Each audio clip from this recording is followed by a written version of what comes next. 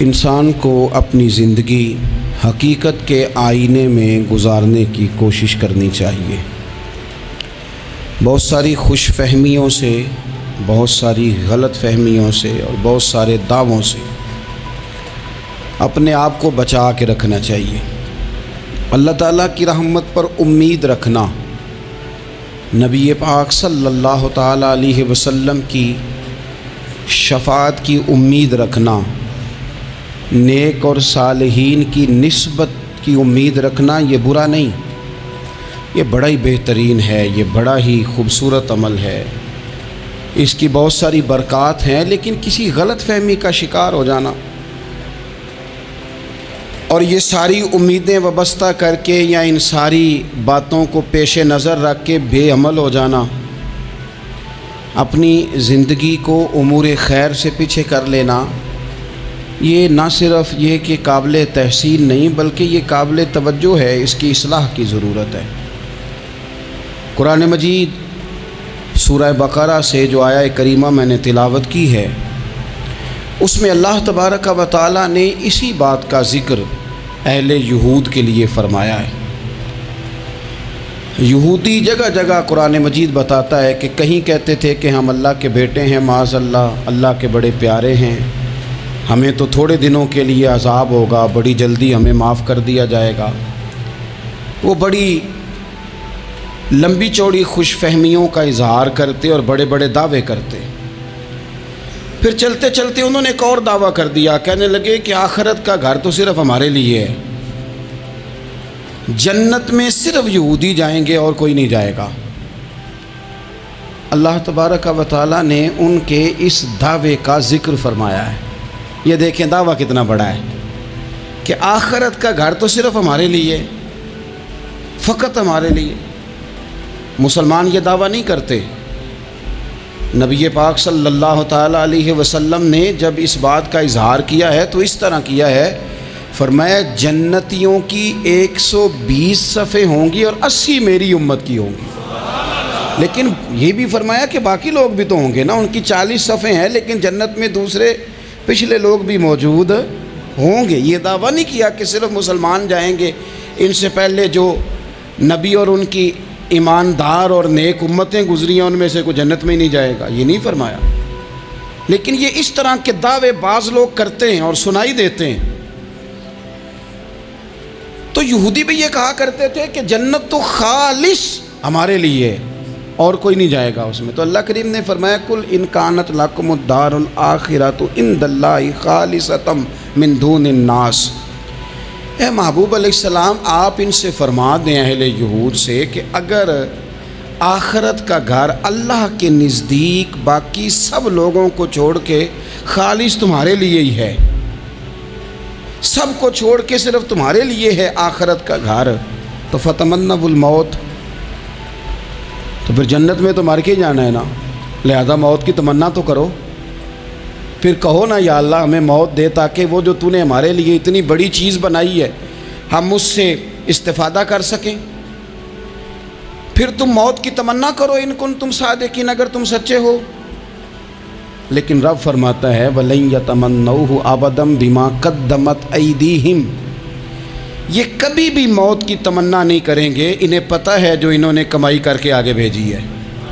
یہ موت کی دعوے کریں گے کہ جنت میں صرف ہم ہی جائیں گے، لیکن کبھی بھی موت کی تمنا، یہ کبھی موت کی تمنا نہیں کریں گے، اس لیے کہ انہیں پتہ ہے کہ ہم نے آخرت کے لیے کیا۔ یہ جو بہت سارے لوگ کہتے ہیں نا میری نسبت اور میری بات اور بلے بلے سارا کچھ میں ہی ہوں، تو ان سے کہو پھر سارا پیسہ کوٹھی پہ ہی لگائے جاتے ہو، پھر تو جنت تمہارا انتظار کر رہی ہے، پھر یہاں اتنے خرچے کرنے کی تمہیں کیا مشکل پڑی ہوئی۔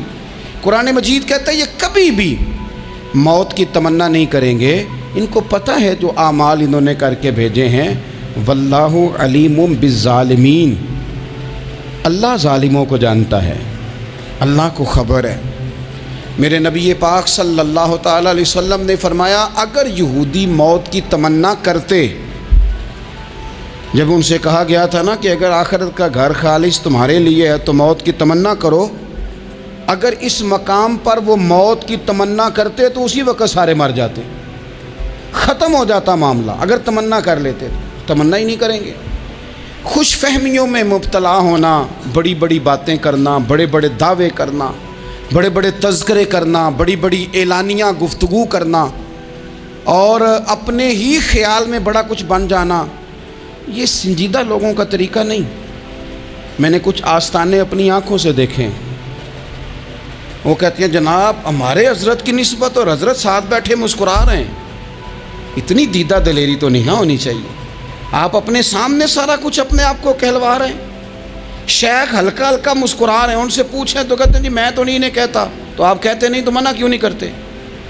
آپ خوش فہمیوں میں، نعت خواں کھڑا ہوا ہے تو اس نے نسبت کی بات شروع کیا تو اللہ جانے وہ کدھر کا کدھر پہنچ گیا ہے۔ میں کہتا ہوں کون انکار کر رہا ہے نسبت کے فیض کا؟ کون منکر ہے؟ یہی تو باعث نجات ہے ہمارے لیے امیدیں۔ لیکن یہ کہ خوش فہمی میں مبتلا ہو جانا اور اس طرح کے بڑے بڑے دعوے کرنا، اور پھر بہت ساری خوابیں آتی ہیں لوگوں کو اور خوابوں کی بنیادوں پر بڑا کچھ بنتا ہے۔ تو میں کہتا ہوں جناب خواب میں تو میں کہہ دوں آپ سے خواب میں کہ میں رات کا صدر بن گیا ہوں تو آپ کو کوئی اعتراض ہے؟ میں خواب میں بنا ہوں، آپ کو اس میں کیا اختلاف؟ حقیقت کی زندگی میں آئیں۔ حقیقت کی زندگی میں جتنے لوگ نیک ہیں، پرہیزگار ہیں، دعویٰ ہے غلامی کا، دعویٰ ہے نسبت کا، فلانی شے کا، تو پھر بھئی آپ نے اتنا مال کاہے کو جمع کر لیا ہے؟ پھر یہ کاریں، یہ بنگلے، یہ کوٹھیاں، یہ جائیدادیں، یہ جلسوں کی فیسیں، یہ نعتوں کی فیسیں، یہ کس لیے؟ پھر تو آخرت آپ کے لیے سجی ہوئی ہے، سنوری ہوئی ہے، پھر تو آپ اس طرف توجہ کریں۔ حقیقت پسندی کا مزاج جب تک قوموں میں نہیں آتا، قومیں اتنی دیر تک اپنی روحانی، اخلاقی اور کردار کی بلندی نہیں حاصل کر پاتی۔ تو موت کی تمنا، یہاں ایک بات اور سن لیں، شریعت اسلامیہ کے اندر مصیبتوں سے گھبرا کر موت کی تمنا کرنا منع ہے۔ کوئی شخص کسی مشکل میں ہے، بیماری میں ہے، تکلیف میں ہے، دکھ میں ہے، تو موت کی تمنا کرے کہ اس بیماری سے تو مر جاؤں تو اچھا ہے، تو یہ منع ہے اس کے لیے۔ ہمارے ہاں کچھ لوگ لا علمی کی بنیاد پر چھوٹا سا جھگڑا گھر میں ہوا تو کہتے ہیں میں تو اللہ سے دعا کرتا ہوں میں اب مر ہی جاؤں۔ بھائی آپ اتنی سی بات نہیں سہ سکے اور آپ نے اتنی سی بات پر اتنی بڑی بات کر دی کہ میں اب چلا ہی جاؤں، اور یہ جھگڑوں کے اندر عام لوگ کہہ دیتے ہیں، یہ منع ہے۔ نبی پاک صلی اللہ تعالیٰ علیہ وسلم نے اس سے منع فرمایا، بلکہ مسلم شریف میں فرمایا کہ اگر تم نے کبھی دعا کرنی بھی ہو کسی وقت تو ان لفظوں سے کر سکتے ہو کہ یا اللہ جب تک میرا زندہ رہنا میرے حق میں بہتر ہے، مجھے دنیا میں رکھ، اور جب میرا یہاں سے چلے جانا تیری حکمت کا تقاضا ہے اور میرے حق میں بہتر ہے تو پھر مجھے ایمان کے ساتھ لے جا، پھر تو مجھے لے جا۔ تمنا موت کی کرنا اور مصیبتوں سے گھبرا کر کرنا، اور بھائی مشکلات میں جینا تو حسن ہے۔ اصل میں نا جس کی جان تھی نا اس کے نام نہیں نہ لگائی ہم نے کبھی بچوں کے نام لگا دی، کبھی کاروبار کے نام لگا دی، کبھی دوستوں کے نام لگا دی، پھر وہ بے وفا ہوا تو مرنے کو جی چاہا، وہ بے وفا ہوا تو مرنے کو جی چاہا، اس نے تنگ کیا تو مرنے کو جی چاہا۔ النبی اولیٰ بالمؤمنین من انفسہم، اللہ فرماتے ہیں تم نہیں جان کے مالک، میرا نبی تمہاری جانوں کا مالک ہے۔ جان پاوے نہ جان میرے محبوبہ، میں تے لگیاں توڑ نہ بھیساں، رات تیرے وچ رول کے مرساں، تے قدم نہ پچھاں ہٹیساں، شہر تیرے دے ٹکڑے منگساں، تے تیرے کتیاں دے قدم چمیساں، آزم اے جان امانت تیری، تو جدوں منگ سیں میں پیش کرے ساں۔ یہ تو کسی اور کی ہے، ہماری ہے نہیں۔ تو بہت سارے لوگ گھبرا کر ہو بڑی تکلیف آ گئی، بھئی آپ جلدی نہ کریں، بالکل جلدی نہ کریں، آپ حوصلہ پیدا کریں، اور جیا تو جاتا ہی مشکل میں ہے۔ اقبال نے کہا تھا کارِ جہاں دراز ہے اب میرا انتظار کر، یہ زندگی لمبی ہے، یہ مشکلات سے ہو کر کے گزرتی ہے، اس میں مد و جزر رہتا ہے۔ تو شریعت اسلامیہ میں منع ہے موت کی تمنا کرنا، موت کی خواہش کرنا، بلکہ نبی پاک صلی اللہ تعالیٰ علیہ وسلم نے تو یہاں تک ارشاد فرمایا کہ تم موت کی تمنا نہ کرو، اس لیے کہ اگر تم برے ہو اور زندہ ہو تو ہو سکتا ہے زندگی میں اللہ تمہیں توبہ کی توفیق دے دے، اور اگر تم اچھے ہو تو پھر بھی موت کی تمنا نہ کرو، اس لیے کہ اچھے ہو تو تمہاری اچھائی میں روز برکت ہی ہو رہی ہے، لوگوں کو فائدہ ہی ہو رہا ہے، خیر ہی بٹ رہی ہے۔ تمنا موت کی کرنا، اور ویسے بھی نہ ہم اپنی مرضی سے یہاں آئے ہیں اور نہ مرضی سے جانے کی کوشش کرنی چاہیے معاذ اللہ۔ نہ اپنی مرضی آئے ہیں نہ اپنی مرضی سے کوئی مرنے کی کوشش کرے گا تو خودکشی حرام ہے، اور رب رسول کی مرضی سے مرے گا تو وہ شہادت ہے۔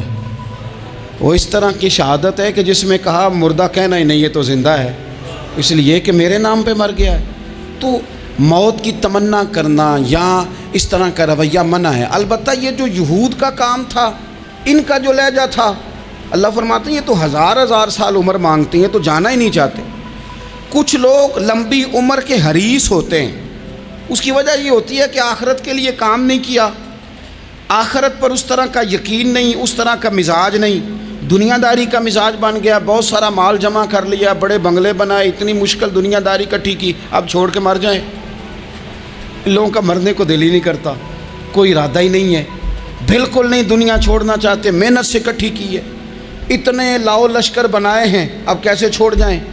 کچھ لوگ ایسے ہیں جنہوں نے گٹھڑی باندھ کے رکھی ہوئی ہے، ان کو زیادہ ویٹ نہیں کرنا پڑتا، اس لیے کہ انہوں نے کوئی سامان بوکی نہیں کرایا، تو جو ہے ہینڈ کیری ہے، اس لیے لوگ انتظار کرتے رہیں گے اور جناب بلال حبشی جنت میں پہنچ بھی جائیں گے۔ ابھی میزان عمل لگا ہوگا لیکن حضرت ابو ذر غفاری جنت میں ٹہلتے ہوئے نظر آ رہے ہوں گے۔ لوگوں نے جمع نہیں نہ کیا، جتنا مال زیادہ اتنی چیکنگ بھی اس کی زیادہ، جتنے بیگ زیادہ، ایئرپورٹ پہ اتنا انتظار بھی زیادہ۔ ہینڈ کیری والے کو کوئی مسئلہ اسی کسے دے کچھ بھی نہ لگ دے تے نہ کوئی ساڈا دردی، بھئی مال کاہے کا تو حساب کاہے کا۔ مولا علی شیر خدا کرم اللہ تعالی وجہہ الکریم سے کسی نے کہا ہم گنجائشیں تلاش کرتے ہیں نا، اور شریعت کی گنجائش اختیار کرنے میں حرج بھی کوئی نہیں ہوتا، شریعت گنجائش دیتی ہے، مال جائز ہو آپ کو تو آپ اس کو استعمال کریں، بڑا مکان بنائیں، بڑی جائیداد خریدیں، بڑی گاڑی میں سفر کریں، مہنگا موبائل خریدیں، اچھے کپڑے پہنیں، کوئی منع نہیں کرتا۔ لیکن جو حضور کا مزاج ہے، جو سرکار نے اپنے لیے پسند کیا، وہ یہ ہے کہ سویرے روٹی کھانی ہے، شام کو فاقہ کرنا ہے۔ تو حضرت مولا علی شیر خدا کرم اللہ تعالی وجہہ الکریم سے کسی نے کہا کہ چلو جائز پیسے اکٹھے کر لیں، جائز تو جمع کرنا منع نہیں۔ تو حضرت علی کی باتیں بڑی حکمتوں والی تھی نا، تو ایک جملے میں انہوں نے کئی جواب دے دیے۔ کہنے لگے میاں مال حرام ہو تو عذاب ہوتا ہے، حلال ہو تو حساب ہوتا ہے، لہٰذا ہم دونوں کام ہی نہیں کرتے، نہ ادھر جاتے ہیں نہ ادھر جاتے ہیں۔ جمع کرنے کی حاجت کیا ہے؟ دنیا اتنی سجا لینا، اتنی سوار لینا، بڑا ٹھنڈا اے سی چلتا ہے ہمارے کمروں میں، کھلی آنکھوں سے لوگ بستر سے اٹھ نہیں پاتے، آنکھیں کھل گئی ہیں، الارم بج گیا ہے، لیکن وہ بہت مزے کی پسند کی روٹی رات کھائی تھی، اپنی مرضی کا کھانا کھایا تھا، پیٹ بھر کے کھایا تھا، مرضی کے مشروبات پیے تھے، ٹھنڈے کمرے میں آرام ہے، کھل گئی ہے آنکھ، موٹے الارم نے آواز دیا اٹھو، لیکن یہ غفلت ہے نا، دنیا جمع کر لی ہے نا ساری۔ میں آپ کو صحیح بتاتا ہوں، اگر یہ ساری آسانیاں نہ ہوں، دقتیں ہوں، تو کچھ رات کو ہمیں تھوڑا پسینہ بھی آئے تو بار بار آنکھ کھلے، یہ مچھر کبھی نہ سونے دے تو بار بار آنکھ کھلے، یہ تن آرام پسند نہ ہوں تو کچھ اٹھیں، کچھ رات کو گرمیوں کی چھوٹی راتوں میں بھی تہجد پڑھی جا سکے۔ لیکن اقبال کہتے ہیں لہو مجھ کو رلاتی ہے جوانوں کی تن آسانی، یہ تن آسان ہو گئے، مزاج نہیں رہا ہمارا، ہمیں آرام چاہیے، سکون چاہیے۔ آپ یقین کریں کبھی کبھی میں حیران ہوتا ہوں، رونا آتا ہے اپنی اگلی نسل پر، رونا آتا ہے، یعنی بچے مدرسے میں پڑھنے والے، چونکہ وہ اے سی والے گھر سے اٹھ کے آتے ہیں، مدرسے میں پڑھنے والے بچے کہتے ہیں جناب وہ کچھ گرمی زیادہ ہے تو میری کچھ طبیعت برداشت نہیں کرتی، تو میری اماں نے کہا تھا 4 چھٹیاں لے لو، یہ موسم ٹھیک ہو جائے گا تو پھر سے تعلیم ہو جائے گی۔ تو غور سے چہرے دیکھتے ہیں تو ہم کہتے ہیں یار اگر کل کو ہمیں جہاد پہ جانا پڑا تو ہم لوگ جائیں گے، ہم میدانوں میں نکلیں گے، ہم وہ لوگ ہیں جو سختیاں برداشت کریں گے، یہ والے لوگ ہیں جو میدان میں جائیں گے جو 1 منٹ کے لیے اتنی دنیا جمع کر لی، مرنے کو جی نہیں چاہ رہا۔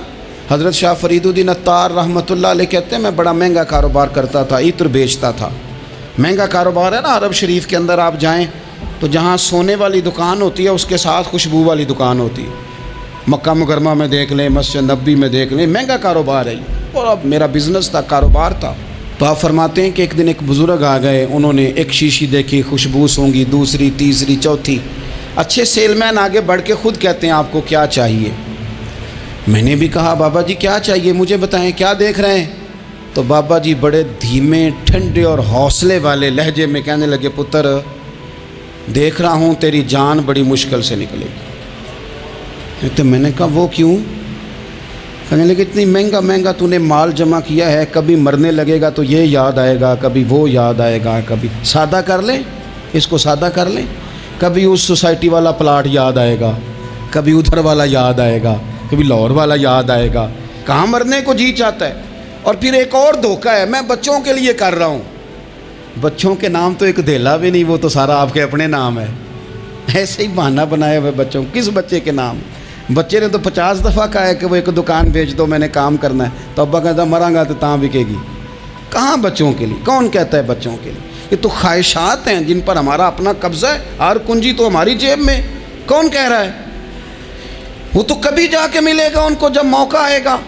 تو کہا یہ اتنا مال جمع کیا ہے تم پتر, تیری جان تو مشکل سے نکلے گی. تو کہتے ہیں میں دنیا دار تھا, دنیا دار کو نصیحت کریں تو وہ غصہ کرتا ہے, طنز کرتا ہے. کہتے ہیں مجھے غصہ آیا تو میں نے جھٹ سے کہا, لوگ کہتے نہیں تم اپنی قبریں جانا ہے تو میں اپنی, کہتے میں نے جھٹ سے کہا, میں نے کہا بابا میری جان تو مشکل سے نکلے گی تو تیری کیسے نکلے گی؟ تو کہتے ہیں بابا جی کہنے لگے پتر ادھر آنا ذرا. تو میں کاؤنٹر کے اوپر سے ہو کے بابا جی کے پاس آیا. وہ میری دکان کے فرش پہ لیٹے, کعبے کو منہ کیا, کلمہ پڑھا اور ان کی روح پرواز کر گئی. عرش فرشتے بانگاں ملیاں, مکے پہ گیا شور, بلے شاہ اسی نہیں ہوں مرنا, اے تے مر گیا ہی کوئی ہور, نالے وارث شاہ ہو کدوں مر دے جنہ کیتیاں نیک کمائیاں نے. کہا یہ دیکھ لو مر گئے, بس اتنی کام تھا, تیاری ہے. امام غزالی کا آخری وقت تھا نا, تو انہوں نے وضو کیا, غسل کیا, خوشبو لگائی, اپنے ہاتھوں سے چادر بچھائی, پھر تکیہ رکھا, پھر لیٹے, پھر حضور پہ درود پڑھا, اور پھر کہنے لگے رب اگر تیری مرضی ہے تو غزالی بھی تیرا تیار ہے. بس یہ جملے زبان پہ تھے اور روح پرواز کر گئی. موت کو سمجھے ہیں غافل اختتام زندگی, یہ ہے شام زندگی, پھر صبح دوام زندگی. عزیز بھائیو, ہم نے نا بڑی آسائشیں جمع کر لی, بڑا کچھ اپنی عقل کے زور پر ہم نے اکٹھا کر لیا. نہیں ہمارا پروگرام. کسی سے پوچھ لیں صحت کیسی ہے, تو عمر اگر اس کی بڑی اوپر بھی چلی جا رہی ہو, اب تو خیر سالگرہ میں آنے کا رواج ہر جگہ آ گیا ہے, ہم سے بھی لوگ پوچھتے ہیں کہ آپ بتائیں آپ کس تاریخ کو پیدا ہوئے تھے, تو میں کہتا ہوں کوئی کارنامہ سر انجام دے لینے دو, پھر بتا دیں گے. ابھی تو کچھ کر نہیں سکے, کچھ بتائیں گے تو کچھ دن بھی منا لیں گے, ابھی تو لگتا ہے کہ بڑا وقت ضائع ہو گیا ہم سے. تو عزیز بھائی کوئی نہیں کہتا کہ اب ٹائم آ گیا ہے, شوگر ہو گئی ہے, بلڈ پریشر ہو گیا ہے, طبیعت خراب رہتی ہے, فلانا مسئلہ ہو گیا ہے. تو تمنا موت اور موت کا ڈر اور نہ مرنے کا ارادہ اور دنیا سے دل کو لگا کے رکھنا اور ہر وقت جینے کی خواہش پیدا کرنا اور ہر وقت حالمی مزید کی دوڑ میں رہنا, وہ لوگ اس لیے تیار رہتے تھے, دعائیں مانگتے تھے شہادت کی, کہ انہوں نے نا دنیا بنائی نہیں تھی. حضرت عمر نے تو دوسرا کرتا نہیں پہنا ساری زندگی, وہ جو مکان آ رہا تھا وہی چل رہا تھا, وہ تو تھوڑے پہ قرضہ تھا ان پہ, لیکن ہر نماز کے بعد صحیح بخاری میں موجود ہے وہ دعا مانگتے تھے, اللہم ارزقنی شہادتاً فی سبیلک, یا اللہ ایسا نہ ہو میں تبھی موت چلا جاؤں, مجھے اپنے رستے میں شہادت کی موت دینا. ہر نماز کے بعد دعا مانگی جا رہی, لیکن شہادت والی موت کی نہیں, شہادت والی موت. اللہم ارزقنی شہادتاً فی سبیلک. اور مالک مدینہ چھوڑنے کو دل نہیں کرتا, یا اللہ شہادت کی موت دینا, اور دینا بھی اپنے نبی کے شہر کے اندر, یہیں رہوں, یہیں میرا مدفن بنے. اللہ نے انہیں موقع دیا. آپ دیکھیں نا ان لوگوں کا دل کرتا تھا. حضرت خالد بن ولید رضی اللہ تعالیٰ عنہ ساری زندگی میدان میں گزاری, پورے جسم میں 1 انچ جگہ باقی نہیں تھی جہاں زخم نہ ہو, ساری زندگی میدان میں رہے, لیکن آخری وقت روتے تھے, فرماتے تھے اس کی بے نیازی دیکھو, میں شہادت کے لیے میدان میں رہا لیکن شہادت میرا مقدر ہی نہیں تھی. اور پھر آخری وقت بھی فرمایا میرا گھوڑا, میرے کپڑے, میری زرہ, میری تلوار یہ کسی مجاہد کو دے دینا, چلو میں اب جہاد میں نہیں ہوں تو میرا سامان تو جہاد میں رہے, کسی مجاہد کو دینا. ان لوگوں نے جتنی محنت کی نا مرنے کے بعد کے لیے کی، مرنے کے بعد کے لیے، زندگی کا جو دوسرا پل ہے اس کے لیے کوشش کی، وہاں انہوں نے صدقات جمع کرائے، خیرات جمع کرائے، عبادات جمع کرائیں، حسن اخلاق جمع کرایا، اچھا سلوک جمع کرایا، انہوں نے آخرت کے بینک میں ڈھیروں مال جمع کرایا، وہاں ان کے مکان بک ہوئے، جنت میں ان کے نام کی بڑی بڑی جگہیں اللہ تبارک و تعالیٰ کے فضل سے طے کی گئیں، تو پھر انہیں وہاں جانے میں کوئی دشواری بھی نہیں تھی، انہیں کوئی مشکل نہیں تھی، وہ تیار تھے، لیکن چونکہ ساری محنت ہی دنیا کے لیے ہے، وہ جو خاص ایک آخرت پر مسلمان کا ایمان اور یقین اور تیقن تھا اس طرف ہمارا مزاج نہیں۔ آپ دیکھیے حضرت ملک الموت اسرائیل علیہ السلام نا حضرت ابراہیم علیہ السلام کی روح قبض کرنے کے لیے حاضر ہوئے، تو کہا جناب چلیے آپ کی روح لینے آیا ہوں، تو حضرت ابراہیم علیہ السلام فرمانے لگے اسرائیل، یہ قاضی ثناء اللہ صاحب پانی پتی رحمۃ اللہ علیہ نے اس کو تفسیر مظہری میں لکھا ہے، حضرت ابراہیم خلیل اللہ علیہ السلام فرمانے لگے اسرائیل کیا کوئی خلیل بھی اپنے خلیل کی روح قبض کرتا ہے؟ واتخذ اللہ ابراہیم خلیلا، اللہ نے تو مجھے دوست بنایا، دوست ہو کے دوست کی روح قبض کرنے جا رہا ہے۔ حضرت اسرائیل نے ارادہ چھوڑا اور حضرت ابراہیم کا وہ جملہ لے کے رب کی بارگاہ میں حاضر ہوئے، عرض کی مالک جناب ابراہیم علیہ السلام نے فرمایا ہے کہ اللہ کی بارگاہ میں عرض کرو کہ مالک کیا کوئی خلیل بھی اپنے خلیل کی روح قبض کرتا ہے؟ تو رب کریم نے فرمایا اب میرا بھی پیغام جا کے جناب ابراہیم کو دے دو، ان سے جا کے کہو رب فرماتا ہے کیا کوئی خلیل بھی اپنے خلیل کی ملاقات کو ناپسند کرتا ہے؟ آپ کو تو ملنے کو بلا رہے ہیں، موت تو ایک پل ہے، یہاں سے گزریں گے تو جا کے محبوب سے ملیں گے، تو کیا کوئی خلیل بھی ناپسند کرتا ہے کہ وہ اپنے خلیل سے ملاقات نہ کرے؟ حضرت سیدنا اسرائیل علیہ السلام پیغام لے کے آئے اور کہا ہے اللہ کے خلیل رب فرماتا ہے کیا خلیل بھی خلیل کی ملاقات کو تو حضرت ابراہیم تو کھول کے روئے، کہنے لگے اب دیر نہ کر، اب ذرا جلدی کر، اب ذرا جلدی لے جا۔ اور میرے نبی پاک صلی اللہ علیہ وسلم نے فرمایا، سیاستہ میں حدیث ہے، فرمایا تم میں سے جو رب سے ملنے کو پسند کرتا ہے نا، جو اللہ سے ملنے کا شوق رکھتا ہے نا، اللہ بھی اس کی ملاقات کو پسند فرماتا ہے۔ تم میں سے جو رب سے ملنے کا شوق رکھتا ہے، اقبال کیا کہتے ہیں؟ کہتے ہیں تیرے عشق کی انتہا چاہتا ہوں، تو میری سادگی دیکھ میں کیا چاہتا ہوں، میرا ذرا سا تو دل ہے مگر شوق اتنا، میں وہی لن ترانی سنا چاہتا ہوں، مالک میرا دل کرتا ہے میں تجھ سے کہوں رب آریلی، میں تجھے دیکھنا چاہتا ہوں، اور تو مجھے کہے لن ترانی تو نہیں دیکھ سکتا، میرا ذرا سا تو دل ہے مگر شوق اتنا، میں بھی وہی لن ترانی سنا چاہتا ہوں۔ پھر خود ہی کہنے لگے او بھری بزم میں راز کی بات کہہ دی، میں بڑا بے ادب ہوں سزا چاہتا ہوں۔